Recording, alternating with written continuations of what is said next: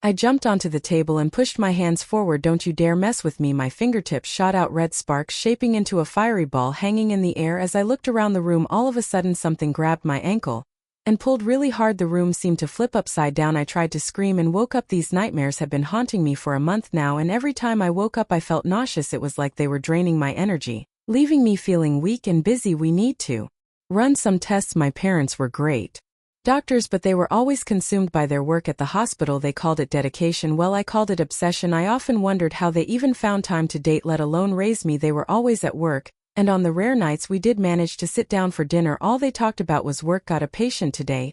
He thinks shadows are tailing him. Well, shadows tail us all, especially in bright light. I told him the same thing, but he insisted they him harm, so I sent him over to Morrison's. He's the top psychiatrist in town. I didn't care what they talked about. All I wanted was more time with them. When I was younger, I'd even fake being sick just to have them around. Daddy, my elbow hurts. Oh, that sounds rare. We might have to call in a team of specialists, consult the encyclopedia of unbelievable joint problems, and possibly even consider a bubble wrap suit to ensure absolute safety. Mommy, my tummy feels funny. What color was your last stool? Was it a normal shade? If it's green, it might indicate an alien infection. Very rare, but possible. Consistency is crucial too.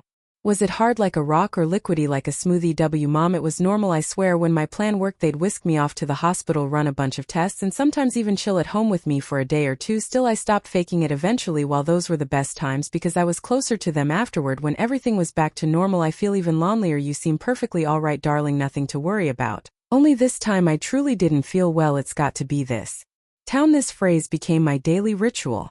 We relocated here several months ago, but ever since I felt out of sync with everything around me. You just miss home, but my problem was not homesickness. I never felt quite at home anywhere yet here in this town. Oh, not again. A gust of wind smacked me in the face, followed by a sudden downpour. Those bizarre weather patterns were quite recent, but they quickly became the most annoying thing about this town, and trust me, there were a lot of annoying things to choose from. I dashed towards school, kicking up my pace, then as abruptly as it had begun, the rain stopped, leaving the sun shining brightly once more, but my outfit was drenched and my hair was a complete mess. Happy sweet 16, Aurora. Well, it was indeed my birthday, but little did I know that just in an hour my whole life was about to flip upside music down. What a freak. Why is there always that one person in every school who's just out to mock everyone? There was ours, Regina. I tried my best to ignore her, but for some reason she seemed to have it out for me more than anyone else. I didn't realize the drowned rat look was in style now. Guess you're just not keeping up with the trends. I didn't have time to waste arguing with her. My focus had to be on my project. We were paired up for this assignment, but my partner Leo bailed on me for his video games, leaving me to handle everything by myself. Next up, Aurora and Leo. What did you two come up with? This lazy jerk didn't do a damn thing. Did you say something, Aurora? Not just a little cough. I carefully placed my volcano on the front table, but a part of it fell to the floor. Looks like she wet her volcano. Just like her bed. The whole class burst into laughter. My face turned red, and I felt like I was about to explode, but as I tried to fix things, something crazy happened. I saw my hand start to blow like 100 fireflies, and then boom, the volcano erupted. It was insane. Lava spewed in every direction, flooding the floor like there was no tomorrow. Yeah, like literally the floor was lava. Everyone freaked out, jumping on desks and screaming. The teacher was yelling something, but I was so embarrassed and scared that I just bolted out of there.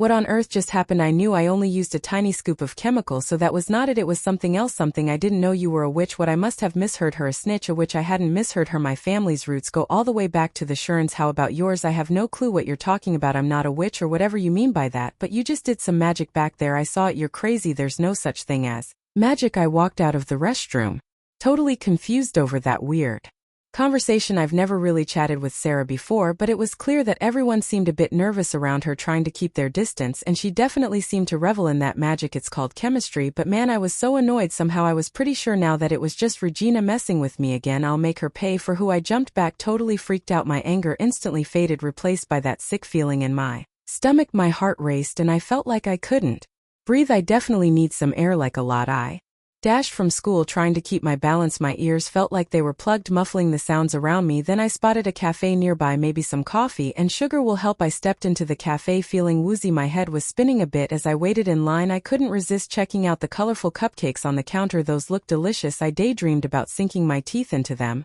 And until hold up, they started moving towards me, floating in midair. It was like magic. I screamed and bolted out of there. No.